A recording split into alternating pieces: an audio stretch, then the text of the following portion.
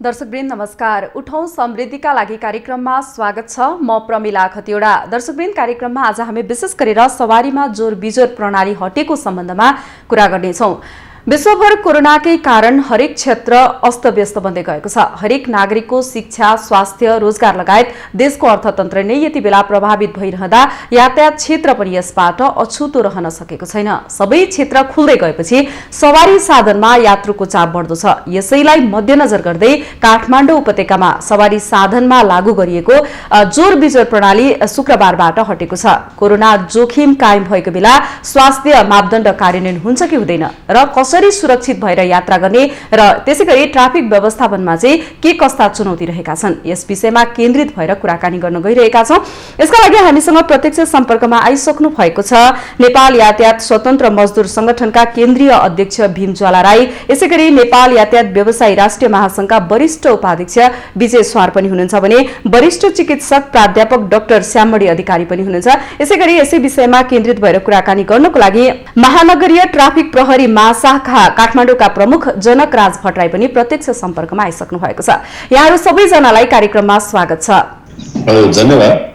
हजुर, मैले सुरुमा हाम्रो नेपाल यातायात व्यवसायी राष्ट्रिय महासंघका वरिष्ठ उपाध्यक्ष विजय स्वारसँग प्रश्न सोध्न चाहे। जस्तो निकै लामो समयको संघर्षपछि यहाँहरू चाहिँ जोर बिजोर प्रणाली हटाउन चाहिँ सफल हुनु भएको छ। विशेष गरेर यो जोर बिजोर हुँदा र नहुँदामा फरक चाहिँ के हुन्छ? यसमा यो हटाउन सफल भन्दा पनि समय सापेक्ष परिस्थिति अनुसार चल्न पर्छ भन्ने कुरा हो।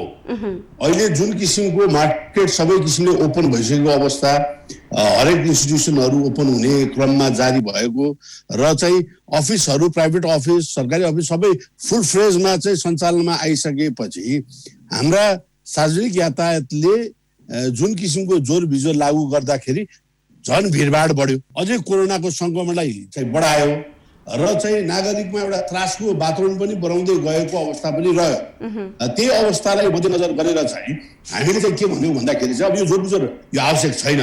किन भन्दाखेरि अब पब्लिक सबै चाहिँ मार्केटमा आइसक्नु भएको छ, हरेक इन्स्टिट्युसनहरू खोलिसकेको छ, रेस्टुरेन्टदेखि लिएर हरेक व्यापारिक उयोहरू खोलिसकेको अवस्था छ। त्यो हुनाले अब यातायातलाई एउटा फुल फ्रेजमा चाहिँ सञ्चालन गर्नुपर्छ, तर स्वास्थ्य प्रोटोकललाई कायम गरेर चाहिँ अगाडि बढ्नुपर्छ। र अहिले नागरिक पनि यो इस्युलाई लिएर चाहिँ सबै आफै सचेत भइसकेको छ। अब कोरोनाका विषयमा अभिज्ञ र नथाहा पाएका मान्छे सायदै कमै होला, तर कति सचेत रहने भन्ने कुरामा चाहिँ के रह्यो भन्दाखेरि यो सेल्फ रियलाइजेसनको कुरो हो। यो संक्रमण हुनबाट जोगिनको लागि आफ्नै हामी सचेत भयौँ भने यो सबैको यो सहयोग र सद्भावबाट जानुपर्छ। र चाहिँ अहिले यो कोरोनाको यो कहरमा सबैभन्दा मारमा परेको यो सार्वजनिक यातायातमा काम गर्ने श्रमिक र व्यवसायीको लगानी लगभग मैले त बारम्बार भन्न गरेको छु, यो आइसियुमा पुगिसकेको अवस्था हो। अब यसलाई अगाडि बढाउनुको लागि बिस्तारै यसलाई सुधारबाट आइसियुबाट चाहिँ एटलिस्ट चाहिँ के भन्छ भेन्टिलेटरबाट आइसियुमा ल्याउनको लागि चाहिँ सबै मिलेर प्रयत्न गर्नु पर्यो भन्ने कुरा हो। हजुर, मैले यसै कुरालाई मध्यनजर गर्दै फेरि पनि नेपाल यातायात स्वतन्त्र मजदुर संगठनका अध्यक्ष भीम ज्वाला राईसँग प्रश्न सोध्न चाहे। निकै लामो समय यहाँहरूको गाडीहरू थन्किए, त्यस सँगसँगै जोर बिजोर प्रणाली हुँदै अहिले यो जोर बिजोर प्रणाली पनि हटिसकेको छ। यो हटाउनको लागि मतलब यो कोरोना कहरले गर्दाखेरि यहाँहरू सडकमै आन्दोलन गर्नुपर्ने अवस्था समेत आयो। अब यो हटिसकेपछि चाहिँ मजदुरहरूको राहतका लागि चाहिँ के कस्तो हुनेछ? धन्यवाद। विशेष गरिकन मेरो अलिकति टेक्निकल प्रब्लम भएर यहाँ म ढिलो जोडिन आइपुगेँ, त्यसको लागि क्षमा चाहन्छु। र यो कोरोना संक्रमण पछि जुन सार्वजनिक सवारी साधन हामी असो गतिदेखि चलाइरहेका छौँ र यो बिचमा जुन जोर बिजोर प्रणाली थियो त्यो आजबाट अन्त्य भएको छ र यसमा विशेष गरिकन तीनवटै ट्रेड युनियनहरू र नेपाल यातायात व्यवसायी राष्ट्रिय महासंघको प्रयत्नमा हामीले मङ्सिरको 18 गते पनि सरकारलाई, सिसिएमसीलाई, त्यसपछि डिसिएमसीलाई ध्यान आकर्षण गरायौँ र त्यो नभइसकेपछि फेरि अस्ति 30 गते हामीले 4वटा संस्थाको तर्फबाट सरकारको ध्यान आकर्षण गराएका थियौँ। हिजो मात्रै जिल्ला प्रशासन कार्यालय काठमाडौँमा बसेर हामीले यो जोर बिजोरलाई अन्त्य गरेका छौँ र यसमा विशेष गरिकन स्टेक होल्डरहरू, जिल्ला प्रशासन कार्यालय, तीनटै संगठनहरू, व्यवसायी महासंघ, ट्राफिक प्रहरी, त्यसपछि जनपद प्रहरी र सशस्त्र सहित हामी बसेर चाहिँ हिजो त्यो खालको निर्णय गर्यौँ। र यसपछि हामीले अहिले चाहिँ हामीलाई चाहिँ अब यातायात श्रमिकलाई कस्तो राहत भन्दा पनि यो कोरोनाको महामारी अहिले पनि कायमै छ, जोखिम अहिले पनि कायमै छ।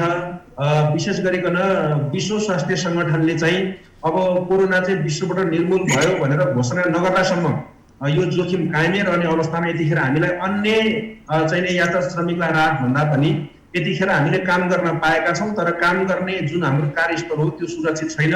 कोरोनाको संक्रमणको जोखिमहरू अहिले पनि एजिटिज कायमै छन्। त्यसो हुनाले मूल कुरा चाहिँ यति बेला हाम्रो मूल प्रायोरिटीको विषय, हाम्रो प्राथमिकताको विषय भनेको चाहिँ यो देशका 11 लाख यातायात श्रमिकहरू र त्यसमा आश्रित श्रमिकहरूको परिवारको सन्दर्भमा कुराकानी गर्दा हामीले आफूलाई सुरक्षित रहेर जनताको सेवा गर्ने र आफूलाई सुरक्षित सँगसँगै सुरक्षित भन्नुको अर्थ चाहिँ मापदण्डका आधारमा, स्वास्थ्य प्रोटोकलका आधारमा हामीले आफूलाई चाहिँ स्वास्थ्य संवेदनशीलतालाई ख्याल गर्दै आफू सुरक्षित भएर जनताको सेवामा लाग्ने र हामीले जनताको सेवा गर्दै गर्दाखेरि जनतालाई पनि सुरक्षित भएर एक ठाउँबाट अर्को ठाउँमा अर्थात् जनताको अथवा यात्रुहरूको गन्तव्य स्थानसम्म पुर्याउने काममा हामी चाहिँ अवरत खटिरहेको अवस्थामा छौँ। र यो बिचमा अलिकति दुःखको स्थिति चाहिँ के छ भने असोज 1 गतेदेखि सवारी साधन सञ्चालन भइरहेको छ र त्योभन्दा अगाडि हामी यातायात व्यवसायी राष्ट्रिय महासङ्घ, तीनवटै संगठनहरू, नेपाल यातायात स्वतन्त्र मजदुर संगठन, नेपाल यातायात मजदुर संघ र अखिल नेपाल यातायात मजदुर संघ र नेपाल सरकार विशेष गरिकन भौतिक पूर्वाधार तथा यातायात मन्त्रालय बसेर जुन हामीले एक खालको चाहिँ सम्झौता गरेका थियौँ, त्यसमा चाहिँ विशेष गरिकन राज्यले अनुगमन गर्ने र सँगसँगै त्यसमा हामीले स्वास्थ्य मापदण्ड अनुसारको काम पुरा गरेर स्वास्थ्य मापदण्ड अपनाउँदै हामीले सेवा दिने र आम जनताले पनि स्वास्थ्य मापदण्ड अनुसार आफू पनि सेवामा निमित्त अगाडि बढ्ने भनेर जुन खालको हाम्रो सहमति थियो, हामीले नीतिगत एउटा निर्णय गर्यौं। तर नीतिगत निर्णय चाहिँ हामीले गर्यौं, तर व्यवहारमा उतार्ने सन्दर्भमा मूल कुरा चाहिँ हामीले सरकारसँग के भनेका थियौँ भन्दा कमसे कम यसमा चाहिँ हामी सरकारवालाहरू, सरकार पनि संलग्न रहोस्, यातायात मजदुर पनि हामी संलग्न हुन्छौँ, व्यवसायी संलग्न हुन्छौँ र कमसे कम एक चरण चाहिँ हामीले सचेतना अभियान चाहिँ मेची महाकालीका सबै बसपातहरूमा अपनाऊ, हाम्रा श्रमिकहरूलाई स्वास्थ्य सचेतना बारे सजग गराउँ भनेर चाहिँ हामीले निर्णय गर्यौं, नीतिगत निर्णय गर्यौं। तर यसमा तीनटै संगठनको तर्फबाट हामीले असोजको 2 गतेदेखि कार्तिकको 10 गतेसम्म काठमाडौँ उपत्यका र देशैभरिका विभिन्न बसपातहरूमा हामीले क्याम्पेन गर्यौं। तर हामी निर्णय गर्दाखेरि हामी सबै स्टेक होल्डरहरू थियौं, तर मैदानमा खट्ने बेलामा चाहिँ हामी 3वटा ट्रेड युनियनहरू मात्रै भयौं र त्यसमा सरकारको उपस्थिति पनि देखिएन। सरकारको उपस्थिति त परे जाओस्, 400 को कुरा पनि यसमा संलग्न भएन। त्यो चाहिँ बडो दुःखको कुरा हो। र अहिले पनि यहाँले जुन प्रश्न गर्नु भएको छ, हामीलाई राहत के भनेर भन्दै गर्दा अहिले हामीलाई राहत चाहिएन, मूल कुरा हामीले काम गर्न पाउनुपर्छ भन्ने कुरा हो।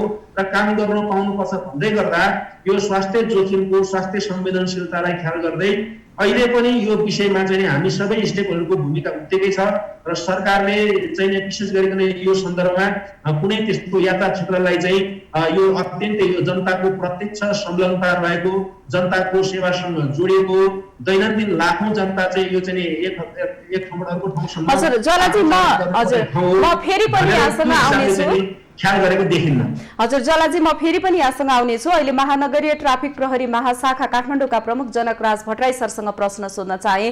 अब निकै लामो समयपछि जोर बिजोर प्रणालीपछि अहिले सबै यातायातलाई खुला गरिएसँगै अब ट्राफिक व्यवस्थापनमा चाहिँ यहाँहरू चाहिँ कसरी तयारी गर्दै हुनुहुन्छ, व्यवस्थापनमा कतिको ध्यान दिनुभएको छ? स्वभावतः अब जोर बिजोर प्रणाली खुलिसकेपछि हामीले चाहिँ ट्राफिकको चाहिँ भोल्युम बढ्ने, सवारी चाहिँ बढीभन्दा बढी बाहिर निस्किने भएको हुनाले सवारीको आवागमन बढ्ने भएको हुनाले त्यसको चाहिँ नै तयारी गर्नुपर्छ भन्ने हाम्रो चाहिँ नै छ। अब परिस्थिति कस्तो छ, हामीले कसरी विचार गर्नुपर्छ भनेदेखि अब यो जोर बिजोर हटाइसकेपछिको अवस्था र अहिले बजारको अवस्था हेर्ने भनेदेखि हामी कतै चाहिँ चैत भन्दा अगाडिको अवस्थामा पुगिसकेका छौँ कि भन्ने चाहिँ विचार गर्नुपर्ने अवस्था छ। हाम्रो म्यानेजमेन्टलाई पनि, हाम्रो मेन पावरलाई पनि कोभिड-19 को संक्रमणबाट चाहिँ सुरक्षित पार्दै कसरी चाहिँ त्यही चैत भन्दा अगाडिको अवस्थामा फर्काउने, किन एक्टिभिटीलाई सबै चाहिँ फेरि गर्न थाल्ने, जे चाहिँ त्यतिखेर गरिएका क्रियाकलापहरू छन् र अरू अब नयाँ चाहिँ क्रियाकलापहरू थप्दै कसरी चाहिँ जामलाई कम गर्ने, दुर्घटना हटाउने, यी दुईटा क्रियाकलापहरू चाहिँ हामीले एकदमै बढाएर लिएर जानुपर्ने छ। अब हामी चैत भन्दा अगाडिको अवस्थामा गयौँ भन्ने गइसकेका छौँ भन्ने हिसाबले चाहिँ हामी चाहिँ व्यवस्थापनमा लाग्नुपर्छ। हजुर। अब यो व्यवस्थापनमा लाग्ने क्रममा चाहिँ अब यसका विभिन्न पाटाहरू छन्। व्यवस्थापन कसरी गर्ने भन्ने विभिन्न पाटाहरू छन्। सबै पाटाहरूलाई हामीले युज गर्ने, जाम हुन नदिने र दुर्घटना हुन नदिने, हामीले प्रयोग गर्ने, हामीले गर्ने क्रियाकलापहरू जति पनि छन्, यी सबै क्रियाकलापहरूलाई चाहिँ हामीले अब स्ट्रङली लिएर जानुपर्छ भन्ने हामीले महसुस गरेका छौँ र तिनीहरूलाई स्ट्रङली लिएर गएर जामलाई चाहिँ नियन्त्रण गर्ने, दुर्घटना हुन नदिनेतर्फ हामी अग्रसर छौँ। हजुर, मैले फेरि पनि यहाँलाई नै प्रश्न सोध्न चाहे, जस्तो सरकारले गरेको जुन निर्णय थियो जोर बिजोर प्रणाली, यसमा चाहिँ यहाँहरू सफल हुँदै पनि जानुभयो, यो प्रभावकारी चाहिँ कतिको रह्यो यो नियन्त्रणमा? यो जतिखेर लगाइएको थियो त्यतिखेरको परिस्थिति अनुसार जोर बिजोर चाहिँ त्यतिखेर सवारी साधन नै सञ्चालन नभएको स्थितिमा जोर बिजोर सञ्चालन गर्दाखेरि केही मुभमेन्ट पर्छ भनेर चाहिँ लगाइएको परिस्थिति थियो। प्रत्येक दिन चाहिँ त्यो चाहिँ मान्छेको भोल्युम चाहिँ बजारमा भोल्युम बढ्दै बढ्दै बढ्दै बढ्दै गइसकेपछि अहिलेको परिस्थिति के थियो भनेदेखि अहिले चाहिँ मान्छे चाहिँ सबै बाहिर निस्किसकेको अवस्था र सवारी साधन चाहिँ ननिस्केको अवस्था। हामीले सवारी साधनमा हेर्नुपर्ने हुन्छ। सवारी साधनमा थोरै मान्छे धेरै भएपछि स्वतः सवारी साधनमा भिड हुन्छ र त्यो भिडले पनि सङ्क्रमण सर्न सक्छ भन्ने हाम्रो एउटा थट्स त्यो थियो। अर्को थट चाहिँ के थियो भनेदेखि होइन सवारी साधन सबै निस्किएपछि चल्न दिएपछि त धेरै मान्छे बजारमा आउँछ, बजारमा भिड हुन्छ भन्ने अर्को थट पनि थियो।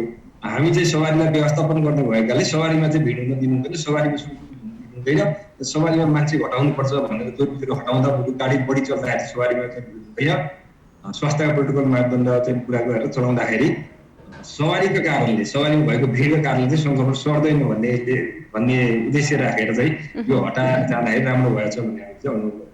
हजुर, मैले फेरि पनि हामीसँग वरिष्ठ चिकित्सक प्राध्यापक डाक्टर श्याममणि अधिकारीजी हुनुहुन्छ, उहाँसँग प्रश्न सोध्न चाहे।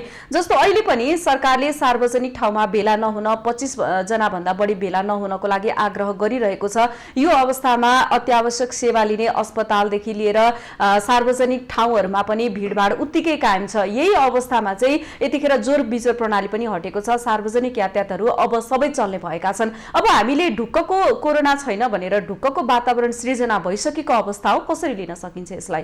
हो, यसमा चाहिँ के भने यो समस्या छ भन्ने कुरा नजान्ने अब कोही पनि छैन। सवारीमा यात्रा गर्नेहरू, सवारी सञ्चालन गर्नेहरू, सवारी व्यवस्थापन गर्ने सबै यसबाट चाहिँ राम्रोसँग जानकार भएको, सबै चाहिँ सुसूचित भएको अवस्था छ। यस्तोमा चाहिँ जोर बिजोर प्रणाली गर्दा यो यातायात अथवा सवारी साधनको सङ्ख्यामा केही कमी हुन्थ्यो होला, तर मैले के पनि देखिराखेको थिएँ यो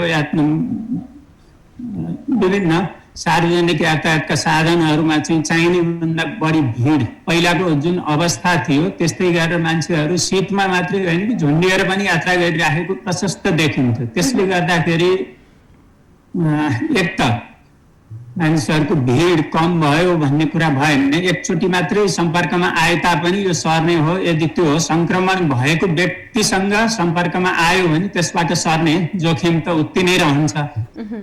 र यसरी सवारी साधनहरूको सङ्ख्या बढे तापनि यदि यसलाई हामी सबै सचेत भएर हरेक नागरिकले, हरेक यात्रुले आफूले अपनाउनु पर्ने जुन स्वास्थ्य सुरक्षाका मापदण्ड अथवा उपायहरू हो त्यो राम्रोसँग पालन गरिदिने हो भने यसले साह्रै नै धेरै ठुलै फरक पार्छ जस्तो चाहिँ मलाई लाग्दैन। या त हामीले पुरै राम्रोसँग नियन्त्रणमा राख्न सक्नुपर्छ, होइन भने खुला गर्ने अर्थमा चाहिँ चाहे त्यो जोर बिजोर नगर्दा होस् चाहे गर्दा होस् त्यति धेरै फरक पर्ला जस्तो मलाई लाग्दैन। तर यसमा चाहिँ यसको अर्थ यो होइन कि अब हामी चाहिँ खुल्ला रूपमा जसरी पनि यात्रा गर्न सक्छौँ, अब पुरै हामी जोखिमबाट मुक्त भयौँ भन्ने अवस्था पक्कै होइन। झन् बढी सावधानी अपनाउनु पर्ने अवस्था छ र हामी सबै यात्रु होस् सबै पक्ष चाहिँ राम्रोसँग सुसूचित भएको, जानकार भएको अवस्थामा यो अहिले हामी यदि संवेदनशील भएर स्वास्थ्य सुरक्षाका मापदण्ड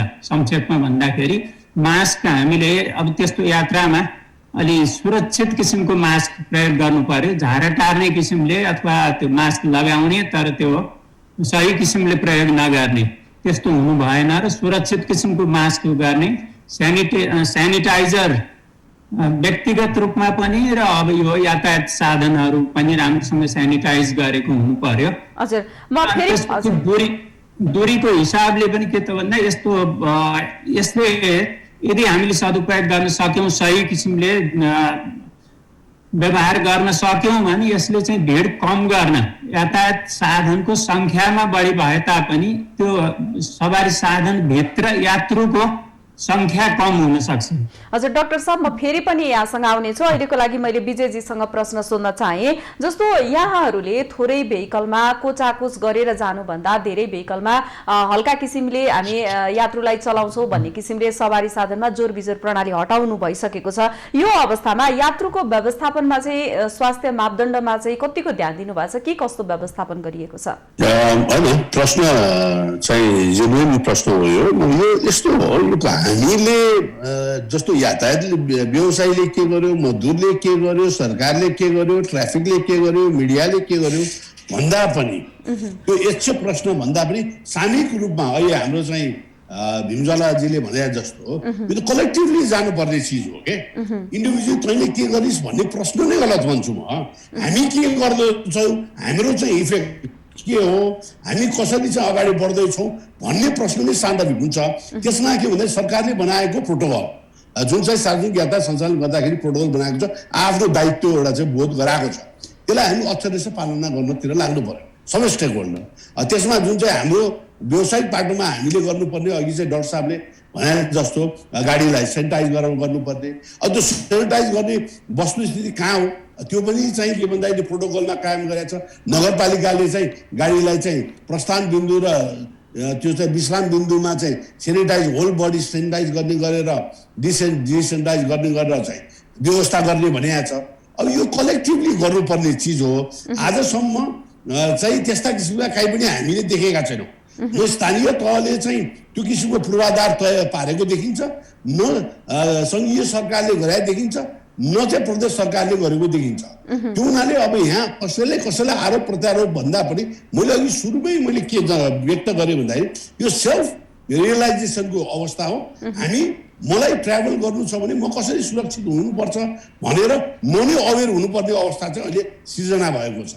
तर त्यसमाथि पनि हाम्रो आफ्नो जिम्मेवारीबाट हामी पन्छिन्छौँ अथवा हाम्रो श्रमिक साथीहरू पन्छिनुहुन्छ भन्ने कुरा होइन। किन भन्दाखेरि भोलि कोरोना फेरि महामारी ज्यादै बढ्यो भने फेरि हाम्रो रोजगार चाहिँ छिनिने अवस्था आउँछ, फेरि लकडाउनको अवस्था आउन सक्छ।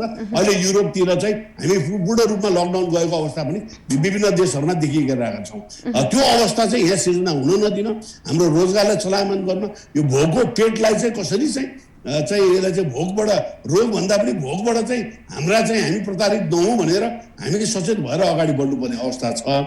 त्यो हुनाले अब सेनिटाइजको कुराहरू, अब यो चाहिँ सोसल डिस्टेन्सको कुराहरूलाई कसरी कायम गर्ने भनेको कुरो यो कलेक्टिभ हो। नागरिक पनि सवारी हुँदाखेरि त्यो सिटमा बस्नु भएर त्यहाँ कुनै पनि हाम्रो श्रमिक चालकले जबरजस्ती कोही प्यासेन्जरलाई कोचेर भित्र हाल्दैन।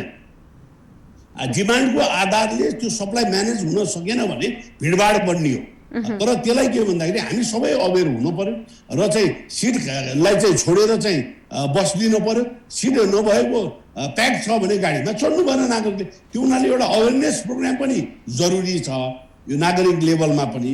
र हाम्रा श्रमिक साथीभाइ, व्यावसायिक साथीहरूलाई पनि अघि चाहिँ भीमजीले भने जस्तो यो जुन जनचेतनाको कुरा कार्यक्रम गर्ने भनेर प्रोटोकलमा भएको छ, तर कसैबाट सहयोगको अवस्थै नरहेको अवस्था छ।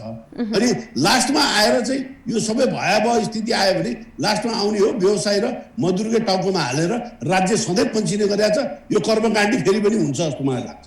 हजुर, मैले भीमज्वाला सरसँग फेरि पनि प्रश्न सोध्न चाहे, जस्तो यहाँहरूको यातायात नचल्दा निकै नै मजदुरहरू समस्यामा परेको भनेर गुनासोहरू पनि गरिराख्नु भएको थियो। अहिले उनीहरूको अवस्था कस्तो छ र यो सवारी साधन चलिरहँदा ती मजदुरहरूलाई फेरि पनि यातायातसँग रिलेटेड गर्न, उहाँहरूलाई व्यवस्थापन गर्न सकिने अवस्था छ कि छैन? अब पहिलो कुरा त यहाँले लकडाउनको समयको कुरा सोध्नुभयो। यो चाहिँ हामी बिर्सन चाहन्छौँ। यो अत्यन्तै पीडादायी रह्यो होइन। 2076 सालको चैत्रको 11 गतेदेखि 2077 सालको साउनको 7 गतेसम्म र त्यसपछि भदौको 3 गतेदेखि भदौको 31 गतेसम्मको समय चाहिँ नेपालको 11 लाख यातायात श्रमिकहरूका लागि र नेपालका 3,60,000 यातायात व्यवसायका निमित्तको लागि चाहिँ यो चाहिँ एउटा हाम्रो चाहिँ समयको हिसाबले हेर्दा झन्डै 5 महिना जस्तो देखिन्छ। तर हाम्रा निमित्त यो चाहिँ पीडाको 500 वर्ष जतिकै पीडादायी स्थिति रह्यो। त्यसकारण यसलाई हामी सम्झिनै चाहन्छु। हामी यसलाई बिर्सनै चाहन्छौँ। त्यही भएर हामीले सरकारलाई के भन्यो भने सरकारलाई धेरै धार्यात पनि किन लगाउनु, त्यही भएर काम गर्ने वातावरण बनाइदिनु पर्यो सरकार भनेर हामीले भन्यौँ। त्यो काम गर्ने वातावरण भनेपछि के हो त भन्दा श्रमिकहरूको सन्दर्भमा स्वास्थ्य मापदण्ड अनुसार उनीहरूलाई चाहिँ नि भोलि त्यो खालको जोखिम आइ नै हाल्यो, कोरोना भइ नै हाल्यो भने पहिलो कुरा कोरोनाबाट सजग भएर काम गर्ने एउटा वातावरण उहाँहरूलाई सचेतनाको कुरा। दोस्रो कुरा काम गर्दै गर्दाखेरि यो चाहिँ अत्यन्तै संवेदनशील क्षेत्र, यो चाहिँ फ्रन्टलाइनमा काम गर्नुपर्ने क्षेत्र यातायात क्षेत्र भएको हुनाले चालक सहचालक परिचालक बुकिङ चेकिङहरू त्यो खालको प्रवृत्तिको काम भएको हुनाले उनीहरूलाई भोलि त्यो खालको कुनै जोखिम आइहाल्यो भने उनीहरूको आश्रित परिवारलाई कमसेकम एउटा क्षतिपूर्ति सहानुभूति स्वरूप के हुने व्यवस्थापन गरिदिनु पर्यो भनेर हामीले भन्यौँ। र सँगसँगै यति लामो समय थन्किएका सवारी साधन सडकमा गुडाउन सक्ने कन्डिसनमा यातायात व्यवसायहरू हुनुहुन्थ्यो। त्यही भएर उहाँहरूलाई कमसेकम पुनः कर्जाको कुरा व्यवस्थापन गरिदिनुहोस् र उहाँहरूले तिर्ने ब्याङ्क किस्तालाई केही समय पछाडि धक्दै दिनुहोस्। फेल भएका कागज पत्र नवीकरण गर्दा कागज पत्र नवीकरण गर्ने सन्दर्भमा लाग्ने जरिवाना दस्तुर चाहिँ त्यसलाई मिना गरिदिनुहोस् भनेर भन्यौँ। त्यो यद्यपि अहिलेसम्म सरकारले यो विषयमा हामीसँग श्रावणको 5 गते बसेर एउटा सम्झौता चाहिँ गर्यो, तर सम्झौता चाहिँ कस्तो भयो भन्दाखेरि त्यो सम्झौता मात्रै भयो, कार्यान्वयन हुन सकेन। र मलाई चाहिँ के लाग्छ भन्दा वास्तवमा सरकार अहिले हेर्ने हो भने पछिल्लो समय यातायात क्षेत्रमा सरकार छ भन्ने अनुभूति हामी यातायात श्रमिकहरू र यातायात व्यवसायले गर्न सकेका छैनौँ। र जनताले त्यसको प्रत्यक्ष यसको रिफ्लेक्ट यसको असर चाहिँ अहिले हेर्नुहुन्छ भने जनता जसले लाखौँ लाख जनता चाहिँ यो सार्वजनिक यातायात सेवा चाहिँ प्रयोग गर्नुहुन्छ, उहाँहरू पीडामा हुनुहुन्छ, उहाँहरू कष्टमा हुनुहुन्छ। उहाँहरूको कष्ट सँगसँगै हामीले उहाँहरूलाई राम्रो सेवा दिन सकिरहेका छैनौँ। त्यसको 2 डबल बढी कष्टमा यातायात श्रमिकहरू छन्, व्यवसायहरू छन्। त्यसकारण अब यो अवस्थामा चाहिँ अब यातायात श्रमिकहरूलाई कसरी सस्टेन गराउने भन्ने जहाँसम्मको सन्दर्भ छ। अब हामीले दुःख सुख काम गर्दैछौँ, जेसुकै हो हामीले काम गर्ने वातावरण बनेको छ। आजबाट सबै सवारी साधन उपत्यकामा चल्न पनि थालेको छ। यसले धेरै ठुलो, हिजो म धन्यवाद पनि दिन चाहन्छु हाम्रो जनक सर हुनुहुन्छ, उहाँहरूले एउटा राम्रो रिपोर्टिङ गरिदिनु भयो। यो चाहिँ कोरोना संक्रमण हुने भनेको चाहिँ मान्छेहरूको ग्यादरिङ बढी भयो भने मात्रै हुने हो। सवारीको चाप बढ्दाखेरि चाहिँ यो कोरोना संक्रमण चाहिँ हुने होइन, यसको चाहिँ ट्रान्सपोर्ट हुने होइन। त्यसकारण यो चाहिँ जोर बिजोरले त झन् सवारी साधनको संख्या चाहिँ घटायो, सवारी साधनमा यात्रा गर्ने यात्रुको चाप बढायो, त्यसले झन् जोखिम बढायो भनेर हामीले भन्नुपर्ने कुरा जनक सरहरूले भनिदिनु भयो। हामीले भन्नुपर्ने कुरा चाहिँ जनपदका एसएसपी साथले भनिदिनु भयो, उहाँहरूलाई म धन्यवाद पनि दिन चाहन्छु। अब वास्तवमा यातायात मजदुर र व्यवसायको पीडामा अरू सबैले पनि बुझ्दैछन् भन्ने कुरो ठान्छु। र अब कसरी लान सकिन्छ भन्ने जहाँसम्मको प्रश्न छ, म त के पनि भन्छु भने यो जोखिम अहिले पनि हामीलाई छ। यो जोखिम भयो भने भोलि यातायात मजदुर अहिले सङ्कटको बेलामा हामीले खान पाएनौँ भनेर हामीले थुप्रै चाहिँ पटक चाहिँ सरकारसँग आग्रह गऱ्यौँ, अनुरोध गऱ्यौँ र अन्ततगत हामी आफैले चाहिँ राहत खोजी गरेर वितरण गर्ने परिस्थिति बन्यो। अब भोलि यातायात मजदुरलाई यदि कोरोना संक्रमण भइहाल्यो भने 6-7 जनाको त मृत्यु नै भइसकेका छन्। हाम्रो चाहिँ पुष्कर भट्टको मृत्यु नै भयो, मानबहादुर थापा धरानको चाहिँ एकजना यातायात श्रमिकको मृत्यु नै भयो। त्यसै गरी धेरै झन्डै 7-8 जना यातायात श्रमिकको मृत्यु भइसकेका छन्। अहिले पनि देशभरिमा 2000 यातायात श्रमिक चाहिँ कोरोना संक्रमणको एउटा चाहिँ जो कोरोना संक्रमित हुनुहुन्छ र कतिपय रिकभर हुनुभएको छ, कतिपय बिन्जी म फेरि पनि यो प्रश्नलाई लिएर एकछिनपछि आउनेछु। अहिले फेरि पनि मैले हाम्रो जनकजीसँग प्रश्न सोध्न चाहे। निकै नै जोखिम मोलेर यहाँहरूले सडकमा काम गर्नु भएको छ। यो काम गरिरहँदा निकै नै ट्राफिक प्रहरीहरू पनि कोरोना संक्रमित हुनुभएको पनि अवस्था छ। यो अवस्थामा यातायात व्यवसायीको आग्रह र दबावमा जोर बिजोर प्रणाली हटिसकेको छ। अब भनौँ न, यातायात व्यवसायीहरू सङ्कटमा परे भन्दैमा सर्वसाधारणको जनस्वास्थ्यलाई ख्याल नगरिकन यसरी चलाउनु चाहिँ कतिको उचित हुन्छ, या यसको तालमेल कसरी हेर्न सकिन्छ? यसलाई यस्तो छ, अब कस्तो छ भनेदेखि यो दबावमा होइन, कसैको दबाव पनि होइन, यो समयको आवश्यकता अनुसार चाहिँ नि खोलिएको। समयको आवश्यकता किन भन्नु, मैले अघि तपाईँले 2टा थट्स भने क्या। एउटा थट्स चाहिँ गाडीमा धेरै चले पनि मान्छे धेरै आउँछन् र चाहिँ त्यसले अन्य बजारमा भिड पर्छ भन्ने एउटा बाटो भयो। हामीले हेर्ने भने गाडी हो, र गाडीमै संक्रमण हुन नदिन चाहिँ गाडी धेरै चल्यो भने मान्छे पनि बाँडिन्छन्, मान्छे बाँडिएपछि झन् कोही हुँदैन भन्ने एउटा थट्स हो। यो सोच हो एउटा, यो सोचको आधार हो। वास्तविकता सत्यता यही हो भनेर यो समयको आवश्यकता पनि हो, समयको माग पनि हो र सत्यता पनि यही हो भन्ने हिसाबले चाहिँ गाडीमा चाहिँ बढी चलाउँदाखेरि मान्छे चाहिँ भिडभाड हुँदैन, भिडभाड नभएपछि संक्रमण चाहिँ फैलिने चाहिँ सम्भावना बढी घट्छ। यो घटाउनु पर्छ, अहिलेको आवश्यकता यो भन्ने हिसाबले चाहिँ खोलिएको हो। अब यसलाई चाहिँ अन्य हिसाबमा चाहिँ नि जोड्नु चाहिँ हुँदैन। यसले चाहिँ पार्ने प्रभाव त मल्टिपल छन्। यसले पार्ने कुरा मल्टिपल छ, धेरै प्रभाव पार्ने, अरू सेक्टरमा पार्ने कुरा होलान्, अर्थतन्त्रसँग पनि जोडिएका कुराहरू होलान्। तर हामीले हेर्ने चाहिँ सङ्क्रमणको कुरा मात्रै हो। हामीले अहिले सङ्क्रमणको कारणले चाहिँ नि जोरबिजोर प्रणाली लगाइएको हो। सङ्क्रमणको चाहिँ नि अवस्थालाई सङ्क्रमण घटाउन अथवा बढाउनलाई चाहिँ जोरबिजोर प्रणाली के रोल खेल्यो भनेर हेरेर अहिले हटाइएको, अनि अन्य कुनै चाहिँ हटाउने चाहिँ अरू कुनै दबावमूलक कार्यक्रम अथवा के भन्ने यो चाहिँ होइन। जस्तो आज ट्राफिक व्यवस्थापनको अवस्था चाहिँ कस्तो रहेको छ? जुन जोर बिजोर प्रणाली हटिसकेको छ, ट्राफिक प्रहरी परिचालनको अवस्था चाहिँ कस्तो रहेको छ? बढाउनु पर्ने होला पक्कै पनि। अब हामी के फिल गरिरहेका छौँ भनेदेखि हामी चैतभन्दा अगाडिको अवस्थामा ट्राफिकको फ्लो चाहिँ त्यसरी गइरहेछ र हाम्रा एक्टिभिटिज पनि हाम्रा विभिन्न किसिमका एक्टिभिटी हुन्छन्। ती एक्टिभिटिजलाई पनि चैतभन्दा अगाडि हामीले जसरी ट्राफिक व्यवस्थापन गर्थ्यौँ त्यो सबै एक्टिभिटी हामीले परिचालन गर्नुपर्छ। सबै चाहिँ स्पिडमा र सबै चाहिँ भएको सबै चाहिँ शक्ति जनशक्ति अथवा क्रियाकलाप सबै लगाएर चाहिँ हामीले ट्राफिक व्यवस्थापन गर्नुपर्छ। अब हाम्रो एउटा बुझाइ त्यो छ र हामी त्यो हिसाबले जान्छौँ। सँगसँगै त्यसमा चाहिँ ट्राफिक प्रहरीलाई पनि कोरोना सङ्क्रमणको जोखिम त्यतै रहन्छ। फेरि हामीले हाम्रा सुरक्षाका उपायहरू पनि अप्नाउनु पर्ने हुन्छ ट्राफिक प्रहरीको लागि पनि र यातायातमा चढ्ने यात्रुहरूको पनि चाहिँ सङ्क्रमण नफैलियोस् भनेर हामी जुन दिशा साथ अहिले खोलेका छौँ यो पनि पुरा भएको छ कि छैन भने अनुगमन गर्ने, त्यसलाई हेर्ने बाटो पनि छँदैछ। यो सार्वजनिक यातायात सञ्चालन निर्देशिका 2077 जारी भइसकेको छ।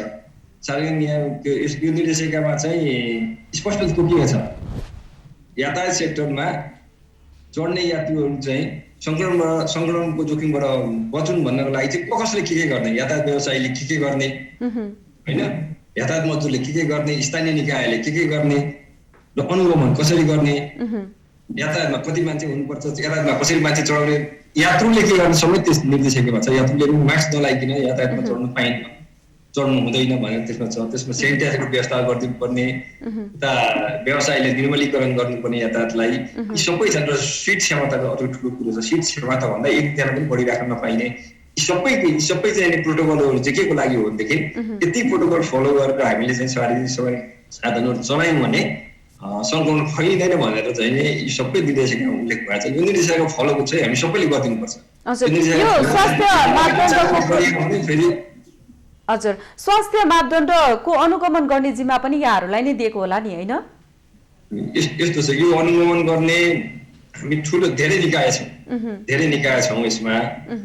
यातायात व्यवसाय साथीहरू पनि यसमा हुनुहुन्छ, हामी ट्राफिक प्रहरी पनि छौँ, यातायात विभाग पनि यसमा छ, स्वास्थ्य मन्त्रालयको प्रतिनिधिहरू पनि यसमा हुन्छ। एउटा समितिले नै अनुगमन गर्छ यो होइन। जस्तै ट्राफिकले गर्ने कुराहरूको अनुगमन मैले हेर्नु होला, स्वास्थ्य सम्बन्धी मापदण्ड हेर्ने कुराहरू छ स्वास्थ्यले हेर्ला, यातायात व्यवसायीले फलो गर्ने कुराहरू यातायात व्यवसायको प्रतिनिधिहरूले हेर्नु होला।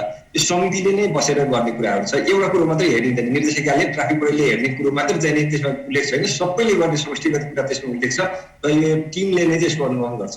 हजुर, मैले फेरि पनि वरिष्ठ चिकित्सकसँग प्रश्न सोध्न चाहे। निकै लामो समयसम्म थन्केका गाडीहरू अहिले बाहिर आएका छन्, जाम हुन्छ, भिडभाड हुन्छ। यो अवस्थामा अब कोरोनाको कहर छँदैछ, पूर्ववत अवस्थामा भिडभाड बढ्दै गर्दाखेरि चाहिँ अब यात्रुहरूले चाहिँ कसरी आफ्नो स्वास्थ्य मापदण्ड पुरा गरेर यात्रा गर्ने? पहिलादेखि नै जुन जानकारी दिने सुसूचित गर्ने काम भएको छ र यो जोखिमपूर्ण यात्रा जुन पहिला सङ्ख्या कम हुँदाखेरि अघि हाम्रो जनक सरले पनि भनिसक्नुभयो, एसएसपी साहबले र अरू साथीहरूले पनि बताउनु भयो कि सङ्ख्या कम हुँदाखेरि यात्रु जुन एक ठाउँबाट अर्को ठाउँमा जानु पर्थ्यो उनीहरू त जानु नै पर्थ्यो भने थोरै सङ्ख्यामा धेरै मानिसहरू यात्रा गर्नु पर्दा जुन भिड हुन्थ्यो गाडीभित्र साधनभित्र त्यो चाहिँ अब कम हुने भएको छ।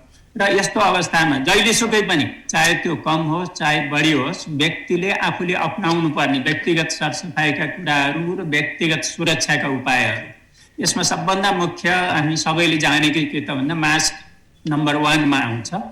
अनि त्यसपछि हात सरसफाइको कुराहरू र यो सेनिटाइजर युज गर्ने कुराहरू। सेनिटाइजर चाहिँ हरेकले त्यहाँ काम गर्ने सहचालक होस् अथवा बस भनौँ न, मुख्यतः अब यो व्यक्तिगत सवारी साधनहरूमा त सबैले आफ्नो आफ्नो सुरक्षालाई ध्यान दिएकै हुन्छन्।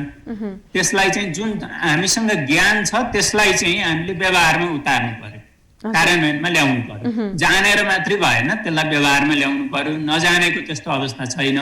मास्कको प्रयोग गर्नु पर्यो र सेनिटाइज गरेको हुनु पर्यो गाडी पनि। र सार्वजनिकमा पनि के भन्दा त्यो जसको लागि जुन अलिकति रोगीहरूको लागि, वृद्धहरूको लागि, अपाङ्गको लागि भनौँ न यसरी छुट्याइएको छ त्यो ठाउँमा चाहिँ अरू पहिला पनि कमै बस्थे, तैपनि यसलाई चाहिँ अझ स्ट्रिक्टली पालन गर्नु पर्यो र त्यहाँ बस्ने हरेक व्यक्तिले चाहिँ म आफू अरूबाट सङ्क्रमित नहुँ र मबाट अरू सङ्क्रमित नहुन् भन्नका लागि हरेक व्यक्तिले चाहिँ यो सेनिटाइजरको प्रयोग गर्ने र मुख्य मास्कको प्रयोग गर्ने, त्यसपछि यो सही किसिमबाट प्रयोग गर्ने, मुख्यतः त्यहाँ चाहिँ त्यही हो। र अनि धेरै भिड नगर्ने, अघि नै पनि भनियो, जुन उभिएर पनि यात्रा गरेको, एकदमै खाँदिएर यात्रा गरेको, त्यस्तो अवस्थामा चाहिँ यसले जुन अहिले जोर बिजोर हटाइएको छ यसले बरु सहयोग नै पुर्याउँछ होला। यो सवारी साधनको सङ्ख्या मात्रै बढ्ने भन्ने ठुलो कुरा होइन त्यो, त्यसले चाहिँ खासै नकारात्मक असर धेरै नै गर्छ जस्तो मलाई लाग्दैन। एकदमै जरुरी काम हुँदै मान्छे त्यो बाँडिएर जान पाए अहिले। यदि सबै गाडीहरू नचलेको भए जोर बिजोर गर्दाखेरि मैले भोगेकै अथवा देखेकै पनि के छ त भन्दा मेरो गाडी चल्दैन अनि अर्कोकोमा हात दिएर जाउँ, सँगै जाउँ भनेर यसरी मानिसहरू यात्रा गर्थे। एउटै बसमा धेरैजना यात्रा गर्थे भने अब कम भएको छ। या स्वास्थ्य सुरक्षाका त मापदण्डहरू, सरसफाइको कुराहरू र यो सेनिटाइजेसनको कुराहरू र यो मास्कको प्रयोग मुख्यतः त्यही नै हो। अरू त आफ्नो अरू कुराहरू त रोग केबाट सर्छ भन्ने पनि थाहा भइसकेको छ, मुख्यतः कुन रुटबाट सर्छ भन्ने कुरा। हजुर, म फेरि पनि यहाँसँग आउनेछु। अहिलेलाई विजयजीसँग प्रश्न सोध्न चाहे। अहिले निकै लामो समय थन्केका गाडीहरू बिग्रिएको अवस्थामा पनि छन्, हामीले बैंकको किस्ताहरू पनि तिर्नुपर्छ, हामीलाई विभिन्न समस्याहरू छन् भन्ने कुराहरू यहाँले अगाडि ल्याइरहँदा अब यो गाडीको रुट चाहिँ कसरी व्यवस्थापन गरिराख्नु भएको छ? सबै रुटमा चल्छन् या सबै गाडी चल्छन्, के छ अवस्था? अब जोर बिजोर हटाउनुको तात्पर्य नै त्यही हो, सबै गाडीहरूलाई चाहिँ सञ्चालनमा ल्याउने भनेरै हो। अब अर्को एउटा समस्या के हो भन्दाखेरि अब हामी आजबाट सञ्चालनमा आछौँ, यसको इम्प्याक्ट हेर्न बाँकी छ। किन भन्दाखेरि गाडीको अवस्था पहिला सुरुमा जुन लकडाउन चाहिँ असोजबाट चाहिँ हामीले सार्वजनिक यात्रा सञ्चालनमा ल्यायौँ, त्यो बेलामा गाडी खुब चल्छ कि भन्ने हामीले एजम्सन गरेका थियौँ, तर त्यो रिजल्ट आएन, व्यावसायिक रूपमा त्यो रिजल्ट आएन। नआइसकेपछिको अवस्थामा चाहिँ के भयो भन्दाखेरि हामीले श्रमिक साथीहरूलाई नै सस्टेन गराउनै गाह्रो। अहिले कतिपय गाडीहरू त श्रमिक साथीहरू नपाउँदाखेरि थन्किएका अवस्था पनि छन् कति रुटमा। बिस्तारै यसले मोबिलाइज गर्दाखेरि चाहिँ केही रूपमा चाहिँ आर्थिक रूपमा चाहिँ अर्थोपार्जन गर्नको लागि के मद्दत गर्छ कि भन्ने एक्सपेक्टेसनमा चाहिँ छौँ। किन भन्दाखेरि काठमाडौँ भ्यालीभन्दा बाहिर चाहिँ लगभग स्कुलहरू पनि खुलिरहेको अवस्था भएको हुनाले यो चलायमान अवस्था भइसकेपछि पुरानो रूपमा आउन चाहिँ अझै समय नै लाग्छ त्यो रूपमा आउनको लागि चाहिँ। तर जुन किसिमले चाहिँ सरकारसँग हामी त्रिपक्षीय स्टेटसँग हामी भएको समझदारी अनुसार हामीलाई चाहिँ यत्रो चाहिँ ठुलो इन्डस्ट्रीलाई बचाउनको लागि चाहिँ गर्नुपर्ने जुन सुविधाहरू बोलिए लेखिए चाहिँ भए तर कार्यान्वयनमा आएन। दुःखद कुरा चाहिँ त्यही नै पक्ष नै छ। अब यसको लागि हामी फेरि विशेष पहलमा जानुपर्ने अवस्था देखेका छौँ, किनभने अहिले पनि हाम्रो सवारी साधनले किस्ता तिर्ने अवस्था चाहिँ भइसकेको अवस्था चाहिँ छैन। चाहिँ सञ्चालनमा आयो होला तर आम्दानीको हिसाबले किस्ता तिर्न सक्ने र चाहिँ अहिले खालि के भन्दाखेरि 2 छाक खानको लागिसम्म चाहिँ यसले चाहिँ भर्तेक गरेको अवस्था मात्र हो। हिजो त अहिले भीमजीले पनि भन्नुभयो, हिजोको लकडाउन अवस्थामा त सबै संयुक्त मिलेर राज्यबाट त हामीले केही पनि पाएनौँ।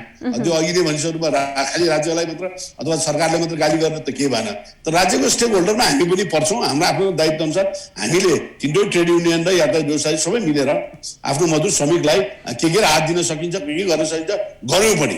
तर अहिलेको अवस्थामा गर्न सक्ने अवस्था पनि छैन। अब चाहिँ जब यो चाहिँ हाम्रो जति कम्पनीमा रहेको आर्थिक स्रोत सबै न्यून अवस्थामा पुगिसकेको अवस्था हो। त्यो हुनाले अब अलिकता चाहिँ राज्य चाहिँ लोककालीन कार्यतिर जान पर्छ भन्ने नै हो हाम्रो। किन भन्दाखेरि यत्रो ठुलो इन्डस्ट्रीलाई खरबौँको लगानीलाई बचाउन सकिएन भने हामी मात्र डुब्ने होइन।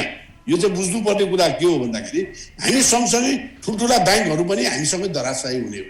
10 खरब भनेको चान्चुने पैसा होइन, यो डुब्दैछ, यो त डुब्ने अवस्थामै पुगिसकेको छ। मैले अहिले भने भेन्टिलेटरमा हामी पुगिसकेका छौँ। जुन दिन यसलाई कसरी थ्याक्ने भन्ने कुरा हो, जुन चाहिँ मौद्रिक नीतिमा आएका कुराहरू पनि अहिलेसम्म इम्प्लिमेन्टेसन भएको छैन। हामीले सफ्ट लोनको कुरा गरिरहेको थियो, त्यो एउटा रुपियाँ पनि पाइएको छैन। जुन चाहिँ रिस्केजुअल गर्नुपर्ने भनिएको चाहिँ ब्याङ्कका ब्याजदेखि लिएर यसलाई चाहिँ मिलाउने भनेको थियो, त्यो पनि समायोजन नभएको अवस्था छ। अब यो भयावह अवस्था छ हेर्नुहोस् चाहिँ सब त्यो हुनाले यसलाई कसरी लाने भन्ने कुरा हाम्रो यातायात मन्त्रालय भयो, अर्थ मन्त्रालय हो, चाहिँ गृह मन्त्रालय, यो स्टेकहोल्डर एकचोटि बसेर यस विषयमा गहन छलफल गरिएन भने चाहिँ नेपालको आर्थिक इकोनोमी नै धराशायी हुने चाहिँ 100% अवस्थामा पुगिसकेका छ। त्यही पनि एउटा त्यो चाहिँ एउटा त्यान्द्रो बाँकी चाहिँ के छ भन्दाखेरि चाहिँ बत्ती निभिसकेको अवस्था चाहिँ छैन। त्यो हुनाले त्यसलाई ऊर्जामान बनाउनुको लागि विभिन्न प्याकेजहरूलाई ल्याएर चाहिँ हामीले यसलाई सस्टेन गर्ने अवस्था भने, किनभने गाडीले कमाएर तिर्ने हो, यसले चाहिँ आम्दानी गरेर तिर्ने हो। तर हाम्रो चाहिँ विडम्बना के हो भन्दाखेरि आम्दानी नगरिकन चाहिँ नकमाइकन आयकर तिर्ने भनेको यातायात व्यवसायीले मात्र हो। हजुर, मैले फेरि अग्रिम कर तिर्नुपर्छ। हजुर, मैले विजयजीसँग भीम सरसँग फेरि पनि प्रश्न सोध्न चाहे। जस्तो कोभिड अगाडि यातायात व्यवसायीहरू नाफामै रहेको कुराहरू सर्वविदितै छ होइन। अब कोभिड लाग्ने बित्तिकै केही समय यातायात व्यवसायीहरू यातायात नचल्दाखेरि चाहिँ यातायातसँग रिलेटेड मजदुरहरू चाहिँ निकालिएका या उहाँहरूलाई पारिश्रमिक नदिएका घटनाहरू पनि बाहिर आएका छन्। यो अवस्थामा चाहिँ यहाँहरूले चाहिँ कसैले बिचैमा जागिर छोडेर अन्य वैकल्पिक पेसा रोजेको कुराहरू पनि आइरहेका छन्। यातायात नचल्दाको समयमा पैसा पाउनु भयो कि भएन, यातायात मजदुरहरूको अवस्था चाहिँ के कस्तो र यहाँले अघि पनि मृत्यु भएका कुराहरू, आत्महत्याका कुराहरू पनि जोडिराख्नु भएको थियो। धन्यवाद। विशेष गरिकन कोभिड पछिको यातायात श्रमिकलाई परेको इम्प्याक्टको बारेमा यहाँले प्रश्न गर्नु भएको छ र म यहाँहरूको यो लोकप्रिय टेलिभिजन मार्फत भनिदिउँ कि लकडाउन पछि नेपालमा रहेका 11 लाख यातायात मजदुर मध्ये यो लकडाउनकै कारण, यो सङ्कटकै कारण 1.5 देखि 2 लाख जति यातायात श्रमिकहरू पेसाबाट विस्थापित हुने स्थिति छ। उहाँहरूले अन्यत्र पेसा रोज्नु भएको छ र यो क्षेत्र छोडेर अन्यत्र लाग्नु भएको छ। यो कोभिडको इम्प्याक्ट हो।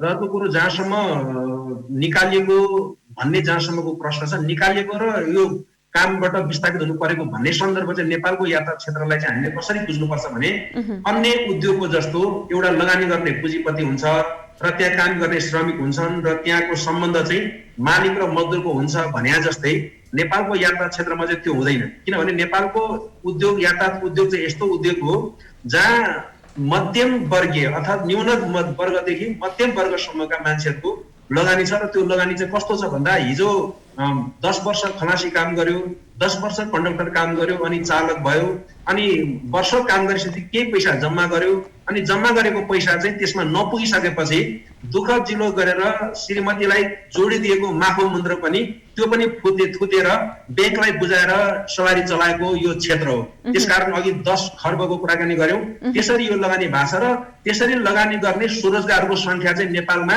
झन्डै 50 देखि 60% त्यसरी लगानी गरेर आफै काम गर्ने र आफै श्रम सिर्जना गरेर आफै चाहिँ के भन्ने कामको सिर्जना गरेर आफू आश्रित हुने त्यो खालको भएको हुनाले उनीहरू कामबाट विस्थापित हुनु भने उनीहरूको लगानी पनि डुब्नु हो र उनीहरू त्यो हिसाबले विस्थापित हुने स्थिति हो। र त्यसकारण त्यसो भन्दै गर्दा त्यसमा धनाढ्य अत्यन्तै ठुलो पुँजी भएका, ठुलो चाहिँ सम्पत्ति लगानी गरेका त्यो अत्यन्तै छँदै छैन भनेर भन्दा हुन्छ। यो अत्यन्तै निम्न वर्गीयहरूको यो लगानी भएको हुनाले यसलाई यसरी बुझ्नुपर्छ भन्ने म ठान्छु। र यसमा चाहिँ म फेरि पनि के जोड दिन चाहन्छु भने, अब यहाँबाट चाहिँ हामीले बाहिर निस्किनुको निमित्त एकातिर अघि पनि विजय सरले भन्नुभयो 10 खर्ब रुपियाँ लगानी डुब्दैछ भनेर उहाँले भन्नुभयो। म यहाँबाट के भन्दैछु भने 2 लाख यातायात श्रमिक कामबाट विस्थापित भयो भनेर भन्दैछु भनिसकेपछि यो क्षेत्र त डुब्दैछ। र यो क्षेत्र डुब्दै गर्दाखेरिको अवस्थामा चाहिँ अहिले नेपालको यातायात क्षेत्र समग्र हेर्ने हो भने कुनै पनि ठाउँमा, कुनै पनि प्रदेशमा यातायात क्षेत्रमा लगानी गर्ने मान्छे पनि सन्तुष्ट छैन। यातायात क्षेत्रमा काम गर्ने यातायात श्रमिक पनि वर्षौंदेखि काम गरेको छ तर उनीहरूको रोजीरोटीको ग्यारेन्टी छैन, उनीहरूलाई कानुनी रूपबाट संरक्षण छैन, सामाजिक संरक्षण छैन र उनीहरूको चाहिँ एक खालको चाहिँ यो अनौपचारिक जस्तो चाहिँ एक खालको चाहिँ यो चाहिँ एक खालको ओभरवेल्मिङ जस्तो गरी हिँड्नुपर्ने एउटा बाध्यात्मक अवस्था छ। हजुर जलाजी, मैले फेरि पनि हजुर मैले महानगरीय ट्राफिक प्रहरी महाशाखा प्रमुख जनकजीसँग प्रश्न सोध्न चाहे। जस्तो कोरोनाको नाममा जोरबिजोर प्रणाली लागू भइरहँदाखेरि यहाँहरूले चाहिँ अत्यावश्यक काम परेकाहरूलाई पनि अनावश्यक रूपमा समातेर चाहिँ समातेको घटनाहरू पनि बाहिर आएका छन् होइन। यो विषयमा चाहिँ अब यहाँ तपाईँ प्रमुख भएर आउनु भएको छ, ट्राफिक व्यवस्थापन राम्रो बनाउनको लागि चाहिँ अब के हुन्छ? यो कोरोनाको सन्दर्भ हो कि अब अन्य ट्राफिक सन्दर्भ हो? यो अन्य ट्राफिक सन्दर्भ हो भने अलिकति लामो हुन्छ, मेरो सुनिदिनु होला होइन। हजुर, अब ट्राफिक व्यवस्थापन र काठमाडौँको ट्राफिक व्यवस्थापन वास्तवमै चुनौतीपूर्ण छ, अत्यन्त चुनौतीपूर्ण छ यहाँको व्यवस्थापन। किनभने यहाँको सवारी साधनको संख्या अत्यधिक, त्यही मात्रामा चाहिँ सडकको चाहिँ नि त्यही आवश्यकता सडक पनि नहुनु, भएका सडक पनि त्यो अनुसारको पूर्वाधार भएका एकदम फुल्ली फर्निस्ड सडकहरू चाहिँ नि छैन। त्यसले गर्दा यहाँको ट्राफिक व्यवस्थापन चुनौतीपूर्ण छ। अब यो ट्राफिक व्यवस्थापनलाई यो चुनौतीलाई चिर्नलाई के गर्नुपर्छ, हामीले यहाँ हेर्ने कुरो के हो भनेर दुईटा कुरा हामी हेर्नुपर्छ जस्तो मलाई लाग्छ। एउटा, हामीले चाहिँ सडकमा जाम हुन कसरी नदिने भन्ने एउटा त्यो सोच बनाउनु पर्छ।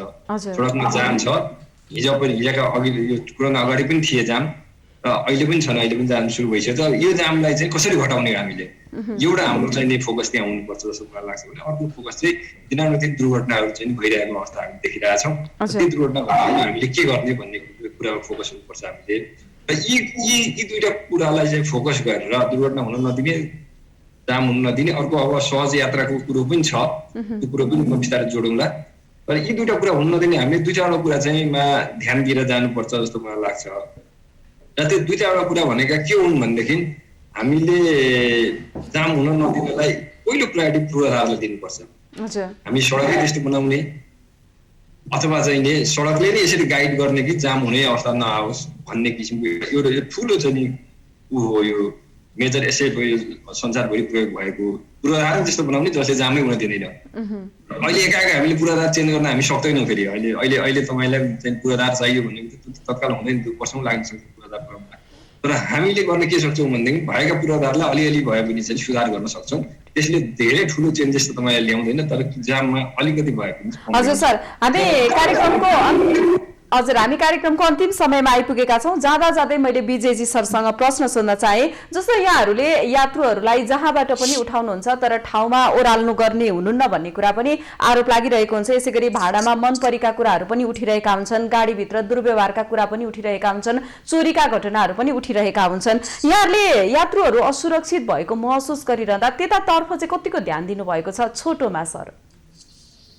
बडा जेन्युन प्रश्न आयो, यो सान्दर्भिक प्रश्न हो। मैले अघि पनि भने पब्लिक ट्रान्सपोर्ट जुन हिसाबले चाहिँ यसको डेभलपमेन्ट हुनुपर्ने हो, यो जुन स्तरले नागरिकमुखी हुनुपर्ने हो, यसलाई जुन हिसाबले चाहिँ अगाडि बढ्नुपर्ने त्यो नबढेको अवस्था हो, यो हामी स्वीकार्छौँ। यो गरिखाने पेसामा अघि भीमजीले भन्नु, यो गरिखाने पेसामा रूपान्तरण भएको हुनाले यो उद्योगको रूपमा इस्टाब्लिसै हुन सकेन। यसलाई उद्योगको रूपमा यसलाई हामीले राख्नै सकेनौँ। हामी भनेको के भन्दाखेरि राज्यको नीतिले पनि यसलाई कहिले पनि अँगालेन। र अघि पनि चाहिँ हाम्रो एसएससी साहबले भन्नुभयो पूर्वाधारमा लगानी नै भएन, लगानी नै भयो, बाटो बढाउने ऊ गर्ने भयो। तर जुन चाहिँ रोड फर्निसिङको कुरा छ, विधि र प्रविधिलाई अँगाल्ने काम आजका दिनसम्म पनि भएको अवस्था छैन। यो महत्त्वमै नपरेको हुनाले खालि यो के भन्दाखेरि चल्ता है भन्ने एउटा हिसाबले यो चाहिँ जसलाई आवश्यक छ त्यसले चल्छ जे पो होस् भन्ने हिसाबले चाहिँ सोचियो। यसको नीतिगत रूपमा पनि यसलाई विकास गर्न सकिएन, प्राविधिक रूपमा पनि यसलाई विकास गर्न सकिएन। तर समय आएको छ, यो समय सापेक्ष हामीले यसलाई विधि र प्रविधि सँगसँगै हामीले लाने अवसर हामीले पायौँ। सरकारले पनि त्यसमा चाहिँ हात अगाडि बढायो भने निजी क्षेत्र, श्रमिक, व्यवसायी र यससँग रहेको निजी क्षेत्र, ठुलो निजी क्षेत्र र सरकारसँग मिलेर हामी सहयात्रासँग अगाडि बढ्यौँ भने यो सुधार हुन सक्छ। उपत्यकाको ट्राफिक अघि हाम्रो भिमजीले पनि भन्नुभयो, यो न हामी सन्तुष्ट, व्यवसाय लगानीकर्ता सन्तुष्ट छ, न यसमा काम गर्ने श्रमिक सन्तुष्ट छ, न यो उपयोग गर्ने नागरिक सन्तुष्ट छ। सरकार त सुतेको अवस्थामा हो। हजुर, हाम्रो कार्यक्रमको निर्धारित समय सकिएको छ। यहाँहरू सबैजना आफ्नो महत्त्वपूर्ण समय र संवादको लागि यहाँहरू सबैजनालाई धेरै धेरै धन्यवाद। हस्, धन्यवाद।